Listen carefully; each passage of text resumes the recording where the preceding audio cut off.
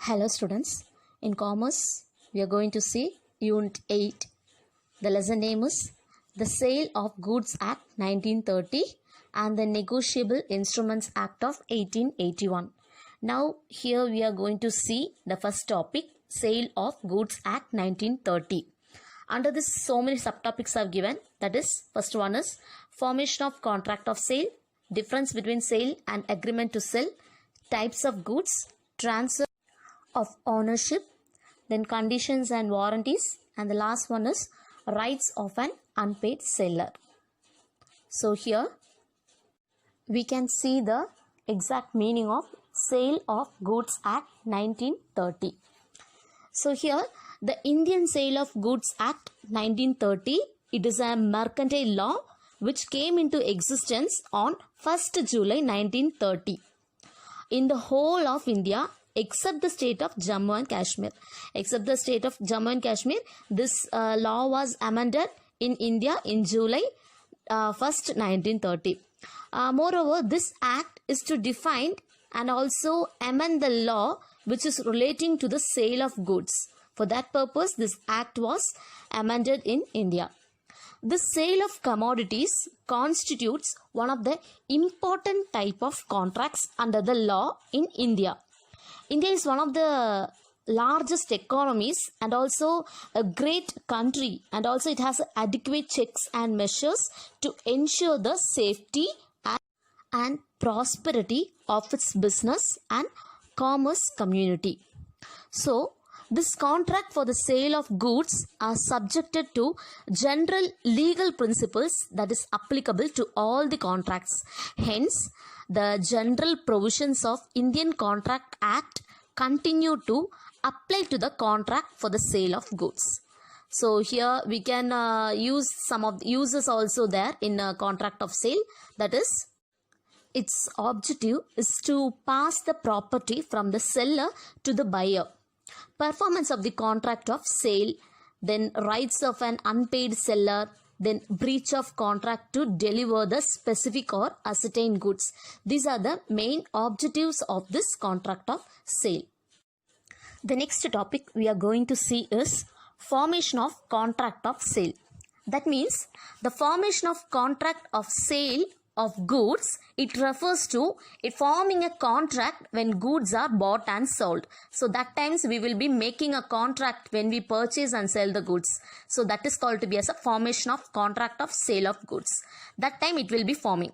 So forming the contract of sale of goods is where a contract is made regarding the specifics of the goods that the seller is selling to the buyer for a set of price. A contract of sale can be between one partial owner and to the another person. The partial owner of the goods, he may agrees to transfer their ownership to the buyer for a value they both agree on. This contract can be conditional or else absolute depending on what the contract parties has been desired. So here the term ownership is at most the importance in the sale of goods. So moreover, the students have to understand that sale means selling the ownership of the goods to the buyer for a price besides transferring the physical possession of the goods. Similarly, purchase means buying the ownership of the goods from the seller for a price. The term ownership or the property confers on the buyer an absolute freedom to dispose of the assets in any way as they like. So these are all about the formation of contract of sale of goods, and under this topic we can see some of the essential elements of contract of sale. Under this essential elements of contract of sale, 5 essential elements are given. The first one is two parties, the second one is transfer of property, and the third one is goods, and the fourth one is price, and the last one is it includes both sale as well as the agreement to sell. Here now we are going to see the first topic, two parties. Under this two parties, both the buyer and the seller will be involved in the contract of sale. A contract of sale of goods is bilateral in nature, wherein property in the goods has to pass from one party to the another party and one cannot buy one's own goods. They have to sell to some other person. That is the main thing which involves in this two parties. So the person who is inside the family could not able to buy one's own goods. That is not a two parties. So we can conclude that two parties means the one party, he should be buy the product from the another party. Inside the house, if two persons are exchanging or buying the goods, it is not a contract in sale of goods, because the buyer and the seller, they should be two different persons. If a person buys his own goods, there is no sale. So here the goods means the goods should be transferred from the one party to the another, and one could not able to buy one's own goods. For example, A is the owner of the grocery shop. If he supplies the goods to his family, it does not amount to a sale, and there is no contract of sale. This is because the seller and the buyer must be of two different parties, as one person cannot be both a buyer as well as the seller. However, there shall be a contract of sale between the part owners. So on the dissolution of partnership, when the surplus assets including the goods were distributed among the partners, the court should held that it was not a sale attracting the sales tax. The partners were themselves joint owners of the goods, and they could not be both buyers and the sellers. So this is all about the first essential element of the contract of sale. The next topic is transfer of property. Transfer of property means transfer of property in goods is also integral to a contract of sale. The term property in goods means the ownership of the goods. In every contract of sale, there should be an agreement between the buyer and the seller for the transfer of ownership. Here the property means the general property in goods and not merely a special property. So thus in a contract of sale, there must be an absolute transfer of the ownership. It should be noted that the physical delivery of the goods is not essential for transferring their ownership. So these are all about the transfer of the property. And the next topic we are going to see is goods. Goods means the subject matter of a contract of sale must be of goods. Every kind of movable property except the actionable claims and money is regarded as a goods. The contracts which relates to services are not considered as a contract of sale, and also immovable properties which is governed by a separate statute, that is Transfer of Property Act, that will becomes another Transfer of Property Act. And also we can say goodwill, trademarks, then copyrights and patent rights, etc. These are all considered as regarded as goods under this essential of contract of sale. And the next topic is about price.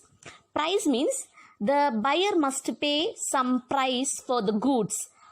So the term price means it is the money consideration for the sale of goods. Thus the price is the consideration for the contract of sale, which should be in terms of money. If the ownership of the goods is transferred for any consideration other than the money, that will not be a sale but an exchange. So we should know the differences between the sale as well as for the exchange. However, consideration can be paid partly in money and also in partly in goods. So if the goods are exchanged for goods, it is only barter and it is not a sale. But if goods are sold partly for goods and partly for money, then the contract is one of sale. We can conclude that this is also one of the contract of sale. So this is the fourth essential element of contract of sale. And the next topic is it includes both sale and agreement to sale. That is, the term contract of sale means it includes both the sale as well as to agreement to sell. If the property in goods is transferred immediately to the buyer, it is called to be as a sale. On the other hand, if the transfer of property takes place at a future date or on fulfillment of certain conditions, it is called to be an agreement to sale. So these are all about the essential elements of the contract of sale. The next topic is differences between the sale and agreement to sell.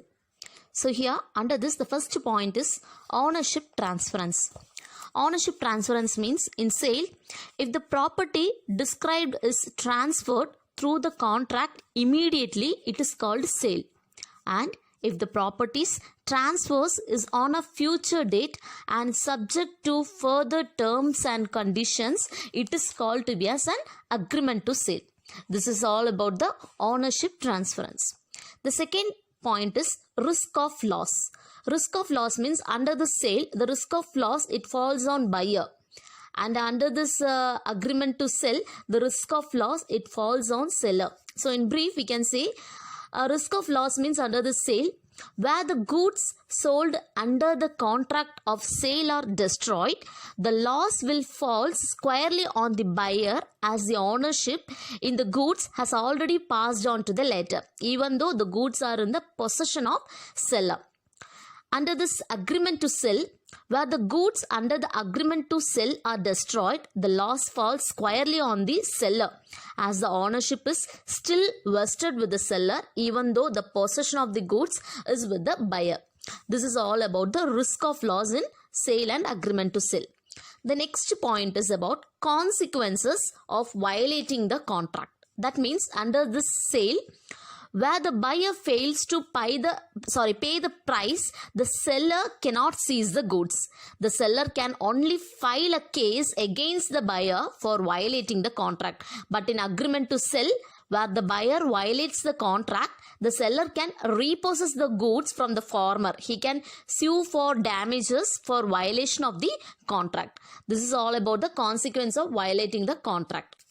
And the fourth point is about nature of contract. It means the nature of contract in sale is executed contract. That is, it is a completed contract. And in agreement to sell, the nature of contract is it is an executory contract. That is, the contract that yet to be performed by the party to the contract. This is all about the nature of contract. And the next one is insolvency of the buyer.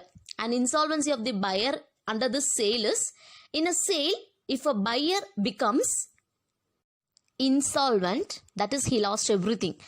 If a buyer becomes insolvent, before he pays for the goods, even though the goods sold are under the possession of the seller, the latter has to return them to the official receiver or the assignee, as the ownership of goods has already been transferred to the buyer. The seller can claim only rateable dividend. The seller has to inevitably part with the possession of the goods under his custody. So in agreement to sell, the insolvency of the buyer means if the buyer becomes insolvent before the payment of the price, the seller can retain the goods if they are under his possession, or even he can repossess the goods even if the possession of the goods is transferred to the buyer. In other words, the seller is not bound to lose possession of the goods. This is all about the insolvency of the buyer. The next topic is insolvency of the seller. Under this insolvency of the seller in sale, if the seller becomes insolvent before delivering the goods to the buyer can claim the delivery of the goods from the official receiver or the assignee, as the ownership is already passed on to the buyer. And in agreement to sell, if the buyer cannot do so, further, if the buyer has already paid the price of the goods or made any advance, he can claim only rateable dividend and not the goods, because the ownership in the goods is not yet passed to him. This is all about the meaning of insolvency of the seller and the seller in sale and agreement to sell. These are all the differences between the sale and the agreement to sell. The next topic is about types of goods. The term goods means every kind of movable property other than the actionable claim and also money. The term actionable claim means debt which is secured by a mortgage of immovable property, or else fixed deposit receipt, dividend due on shares, amount due under LIC policy, claim for rent which falls due in future, etc. So these are the main immovable property which comes under this actionable claims.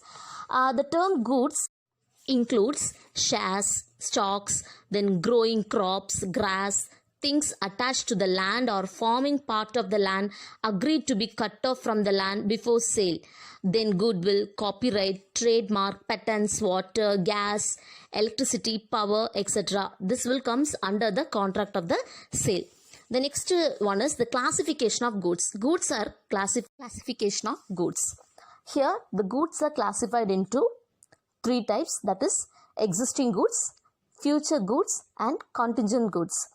And under this existing goods, again it is classified into specific goods, ascertained goods and unascertained goods. So now we are going to see what is the meaning of existing goods. You know, existing goods means these are those goods which is owned or possessed by the seller at the time of contract of sale. Goods which is possessed even referred to sale by agents or even by the pledgers. So the existing goods are the goods that physically exist and it belongs to the seller at the time of contract of sale. So the goods which is possessed even refers to sale by agents or even by the pledgers. So here the existing goods can be defined as three types, that is, one is specific goods, the other one is ascertained goods and the third one is generic or unascertained goods. Here now we are going to see about the specific goods. Specific goods means it denotes a goods that is identified and agreed upon at the time of contract of sale. For example, if a buyer selects a particular variety of saree after examining several other sarees, the selected one denotes the specific goods. So this is the example for the specific goods. And the next one is ascertained goods. Ascertained goods means the term ascertained goods is also used as similar in meaning to specific goods. But this term may even refer to goods which become ascertained subsequent to the formation of the contract. This is called to be as an ascertained goods. The next one is generic goods or unascertained goods. This means these are the goods which are not identified and agreed upon at the time of contract of sale. For example, A wants to buy a car from a showroom where different models at different prices have been displayed. All these displayed models represent unascertained goods. These are called generic goods or unascertained goods.